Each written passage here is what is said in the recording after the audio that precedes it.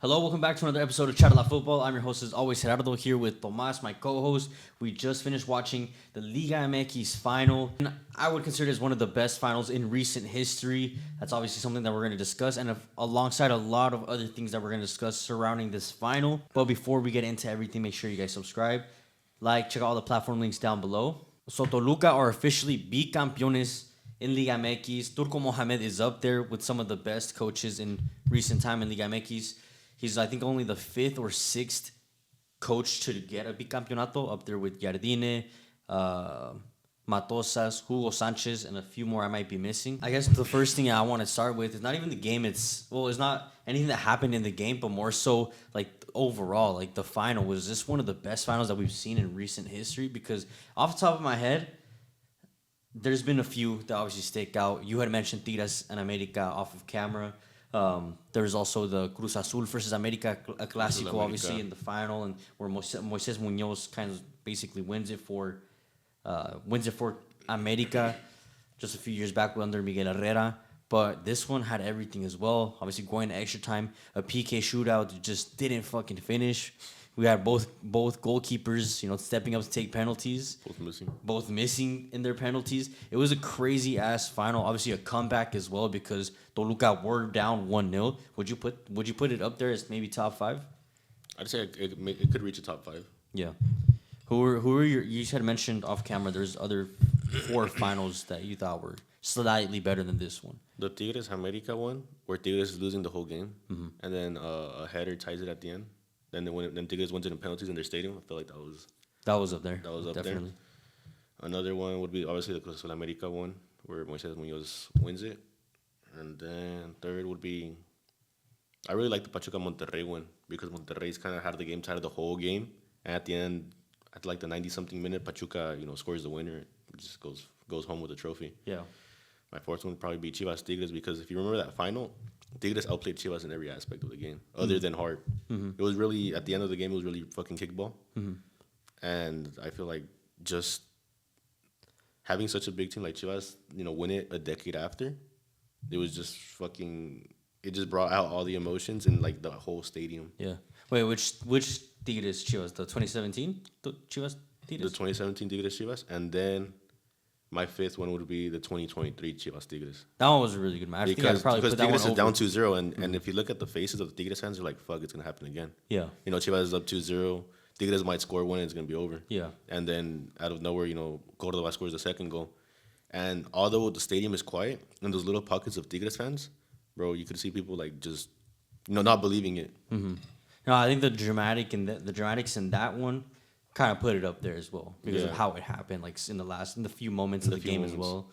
So, but like I was saying, this game has had almost everything that you could have asked for in a Liga MX final.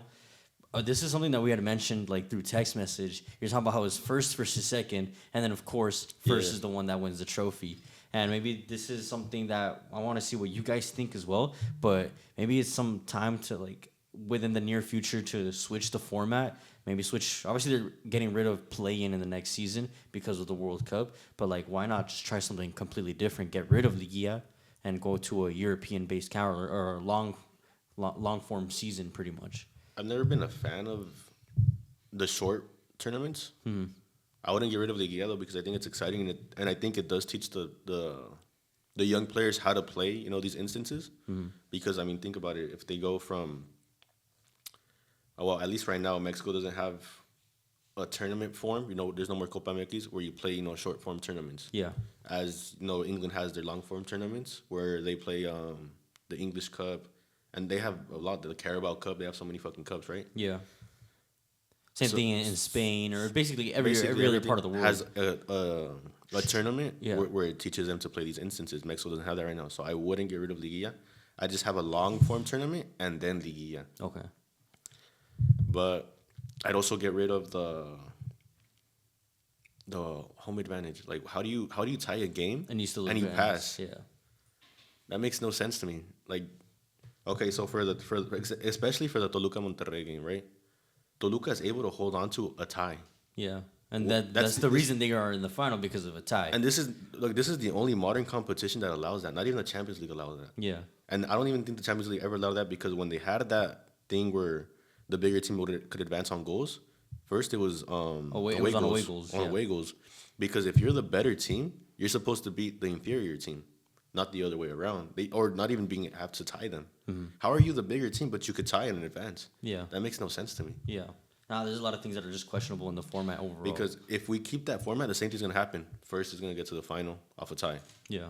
Second's going to get to the final. This is the second season in a row where it's first. Because was America second in last season as well when they reached the final? I think they were. I think they were either second or third. But I know they were at least top 3. They were top 3. That wasn't the season where America were like they snuck in through playing and everything. That was the second. That was the bicampeonato. Think about it. This whole tournament, there was only one upset, right? And it was America, Monterrey America. Mm-hmm. But now, I mean, it just makes no sense to me how you could keep that format. The bigger teams are obviously going to advance if they could advance with a tie. Mm-hmm. Tigres and Toluca both advance with ties. Now, does this confirm that Liga MX is like a top 4 like league, and that's pretty much it? Like a 4-team league is what I guess I'm trying to say. Very similar to like maybe like a Premier League or a La Liga where it's only 2 really like in contention. If we keep this format, yeah, the ones making the top 4 are going to win every time. I don't see a top 4 where it's X through Y teams are always going to win it. I see if you make top 4, be who it be, maybe one of them are going to come. One of them are going to win. And right now, those top 4 is America, Toluca, Tigres, and Cruz Azul, who are always in those final instances. They've been making the standings probably top 4, probably the most in the last. They'd be like 4th place. Now, if Chivas or Monterrey get top 4th, they're gonna have now that whole fucking advantage. Mm-hmm. Now you're putting priority over on a tournament, right?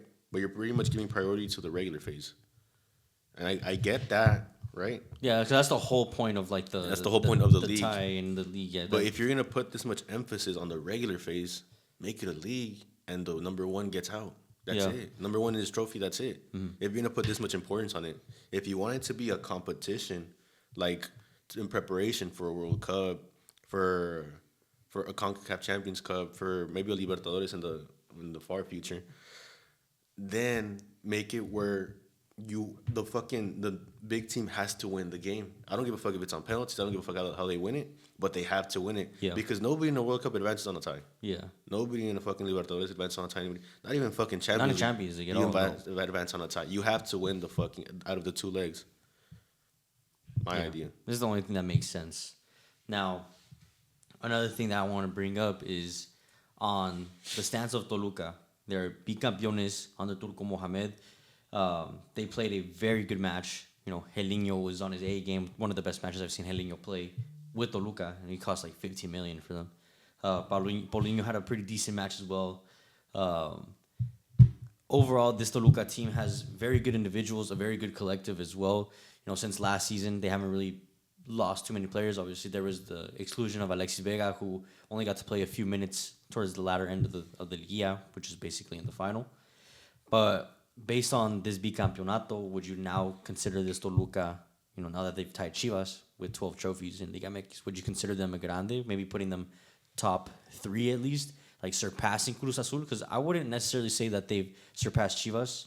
Mm-hmm. Because, we know the grandeza that Chivas has. Same thing with America. Obviously, they wouldn't surpass either of those 2 fan bases.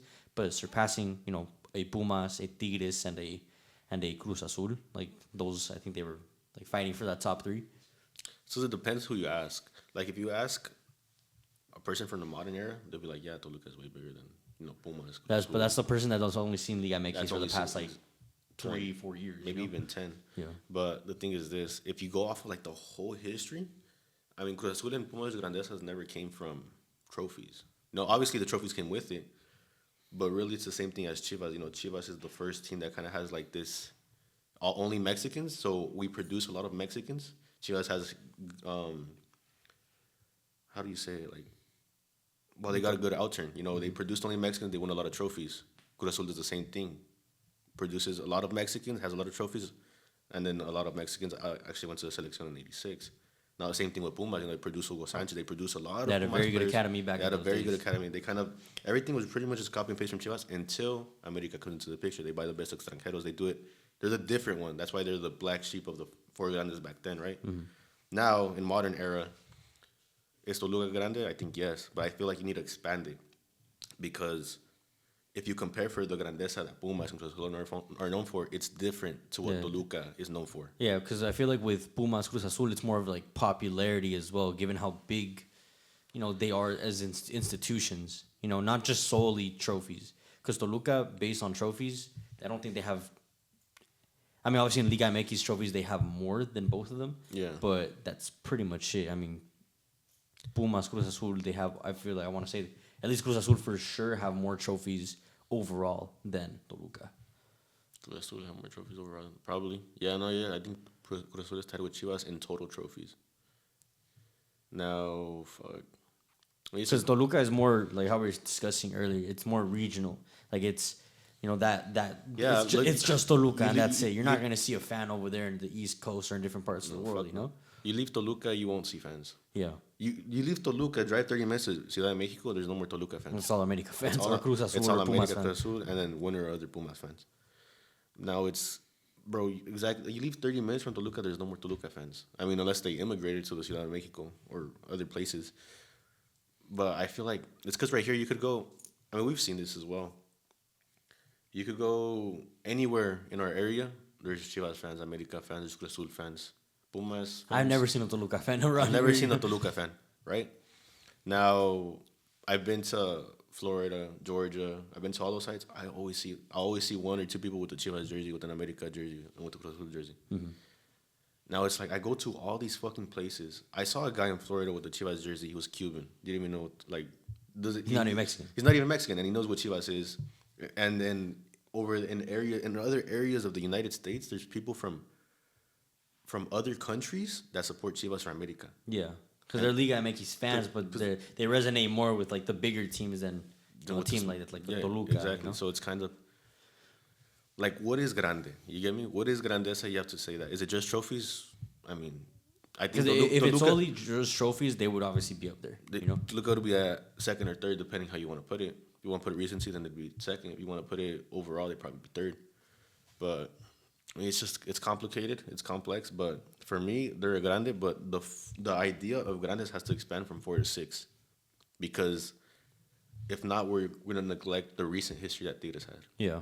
You get me? Yeah, because they've also had a big boom in torneos cortos, just like Toluca, Because I think those two are along with America, are some of the most winningest in torneos cortos. So it's just, I agree where it's just a matter of how you see it, matter of perception overall. Like if you ask an America fan, Toluca's second and Chivas is probably like 6th. Yeah. So, lastly, given how Turco has ended this season. Obviously, he's not done with Toluca. I think he's going to go for a tricampeonato. And if they give him everything that he wants, which seems very likely right now, he's going to continue with Toluca. I don't see him going anywhere else. He already said no to la selección mexicana.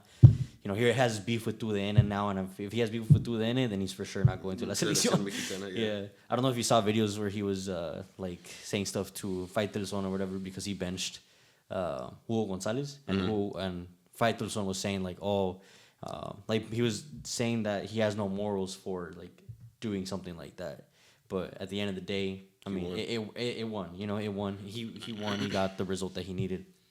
But just look into who Hugo Gonzalez's agent is. It's the same one that was appointed to him in America. Probably. And it's the same one that works for 2DN. Well, not works for 2DN, but has connections. You could just look into that. Probably. That's why Faitelson always has this cape of that he's protecting the players when he's really just protecting his interest. Yeah, 2DN. Yeah.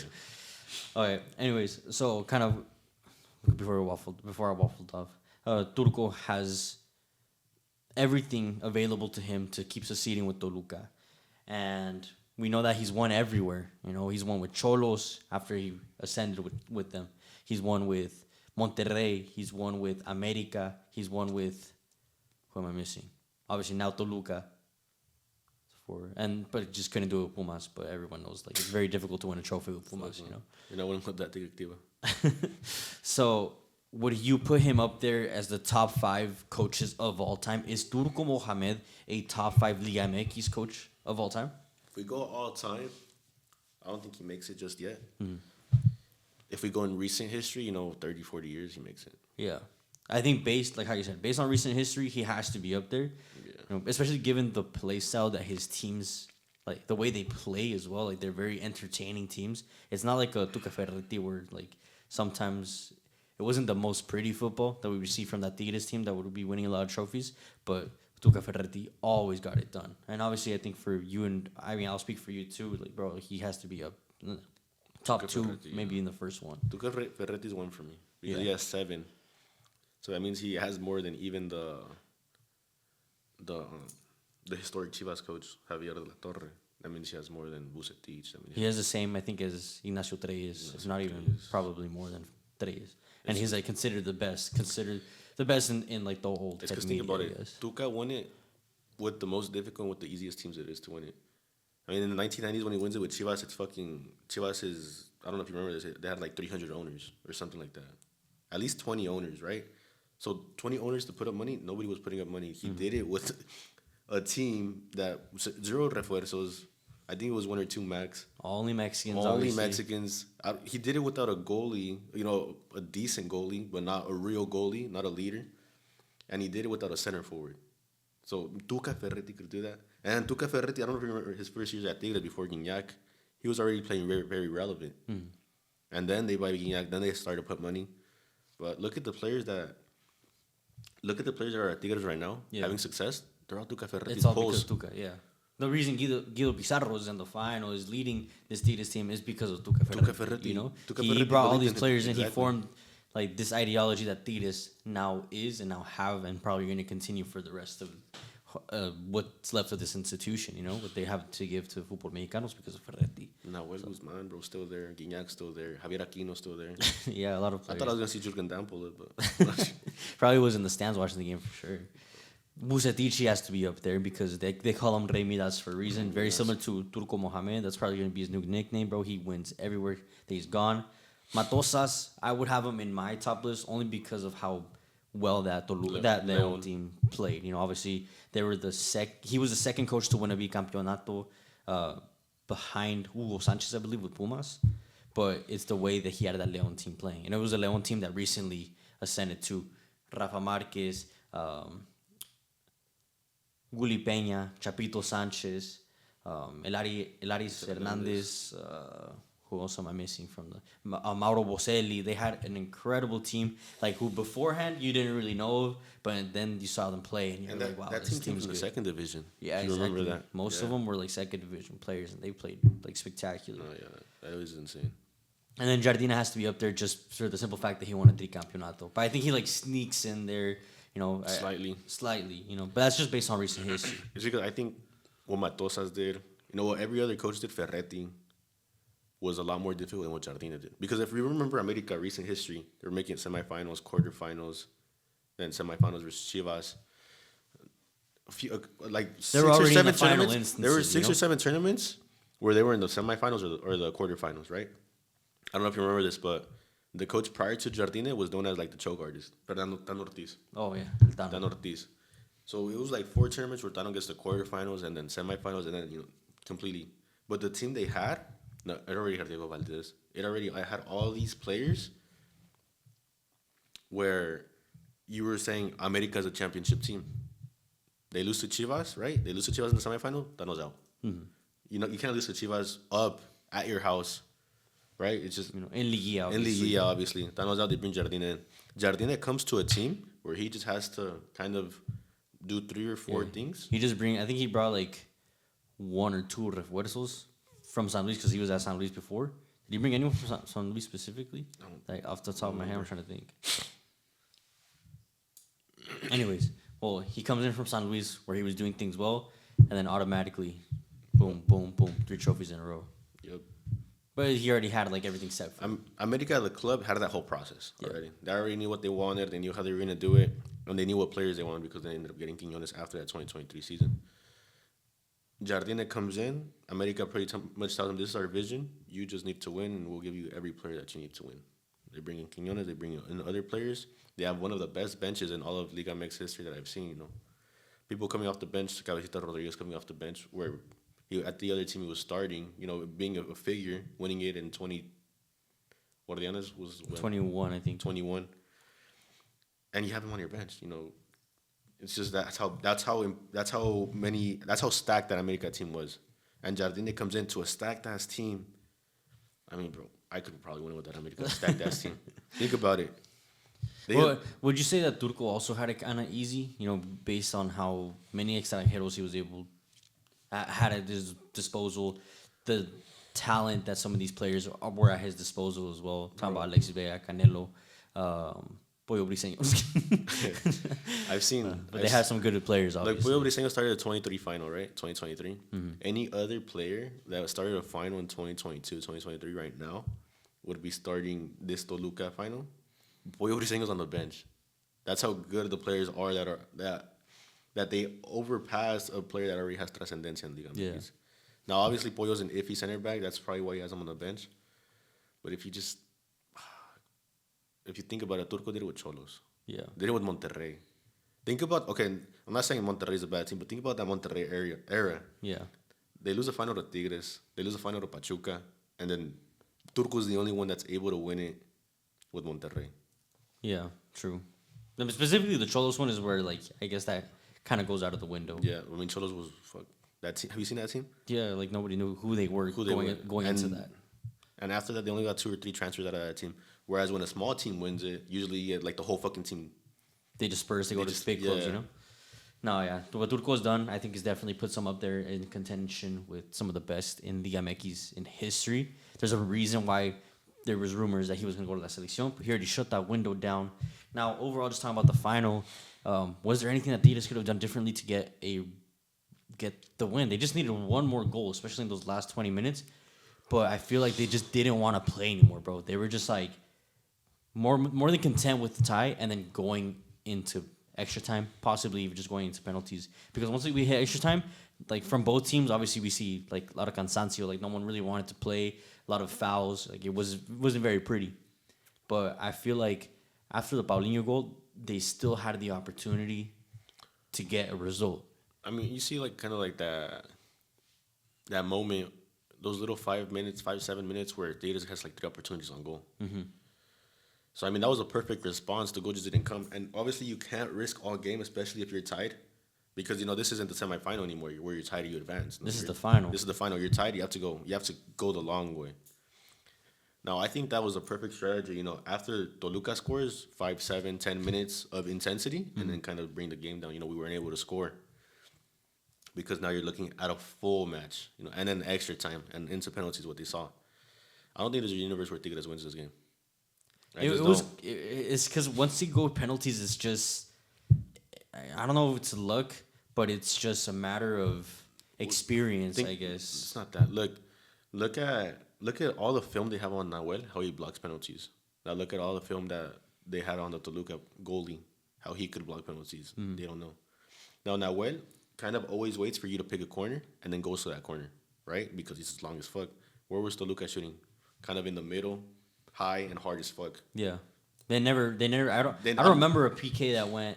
I mean, it was besides from Tigres, but from Toluca that like went perfectly to the corner. They always kind of aim towards the middle. Now there was a couple of Toluca players that did hit bottom left, which was I think it was a right back and Alexis Vega. But I mean, those are one of the most experienced players in your Toluca squad. Mm-hmm.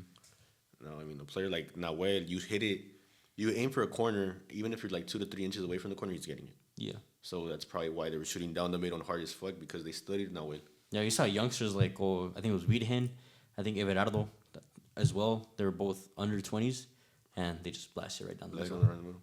Thinking because they're youngsters, like, maybe they might, this could be the moment where Toluca misses. No, they just secure it down the middle. And obviously as a fucking...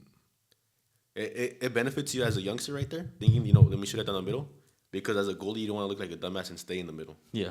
You have to make a decision, you're going to dive. If you stay in the middle, you're like, oh, fuck, I look like a dumbass. Yeah. And that kind of worked in favor of the youngsters. And I don't think there's anything that Guido Pizarro could have done to really change the course of the match. I like how you said, like, they went the long route, saying, like, okay, we're away from home. We're on tired legs. Like, it's been a long season. Let's just go to PKs and hope Nahuel can bail us out. Unfortunately, this isn't prime Nahuel anymore. Although he did have a pretty decent Liguilla. I'll keep in mind, he almost did fuck up, too, in the second half. That was a crazy save. But overall, he had a decent Liguilla. But you would have expected, if you're Guido Pizarro, you would have bet that Nahuel would have saved at least one penalty. 1 or 2. Yeah. but it wasn't his day. He even failed his penalty kick himself. So did the Toluca goalkeeper, and ended up going for Alexis Vega to take another penalty for him to get the win for. And Nahuel had the win in a sense. No, he shot first, but he shoots first and he saves that second PK. That was Evertigas, and it was Nahuel would be MVP of the fucking game. It was a crazy final. That PK shootout just didn't seem like it was gonna end, bro. I was like low-key hoping for it to end soon because it was getting late. But this wraps up the Apertura 2025 in Liga MX. Obviously, now we have a month break up until the new season, where it's going to be a very different new season. There's going to be no play-in. There's going to be more extranjeros because of the World Cup. There's going to be, obviously only top 8 qualifying into LIGA. There's going to be no Mexican national team players playing in LIGA. It's going to be a very different clausura. It's going to be a very different clausura season in 2026. I'm looking forward to it, though. If you guys want to see more Liga MX content, make sure you guys subscribe, check out all the platform links down below. Tomas, thank you for hopping on. As always, we'll see you guys on the next one. Peace out.